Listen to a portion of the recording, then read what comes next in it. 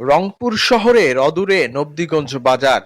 প্রতিদিন বিকেলে ভাজাপোড়া খাবারের গন্ধে ম ম করে চারপাশ। কিন্তু একটি দোকানে ভিড়টা একটু অন্যরকম। সেখানে শুধু গরম পুরি বিক্রি হয় না, সাথে চলে ক্যামেরা আর লাইটের কারসাজি। তিনি আর কেউ নন, নবীগঞ্জের সেই আলোচিত পুরি বিক্রেতা, যিনি এখন এলাকার মানুষের কাছে একাধারে সফল ব্যবসায়ী এবং জনপ্রিয় কন্টেন্ট ক্রিয়েটর।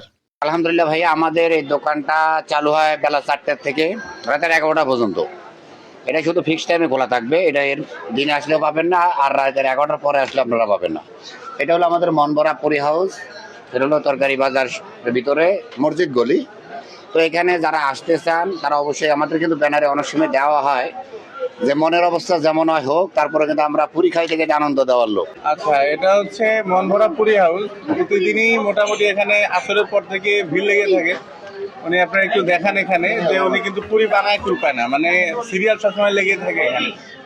আর পুরিগুলো অত্যন্ত সুস্বাদু, বিশেষ করে ওনার পুরিতে একটু ঝাল বেশি দেওয়ার কারণে যারা হচ্ছে ঝাল প্রেমী তারা খুবই পছন্দ সহকারে এটা খেয়ে থাকে আর কি। আর ওনার স্বাস্থ্যসম্মতের ব্যাপার হচ্ছে উনি প্রতিদিন খাবারটা নিজে তৈরি করে এসে এখানে। এর জন্য আসলে খাবারটার মানটাও ভালো থাকে আর কি, কোনো বাসি খাবার থাকে না, একবারে পিওর টাটকা খাবার থাকে সবসময়।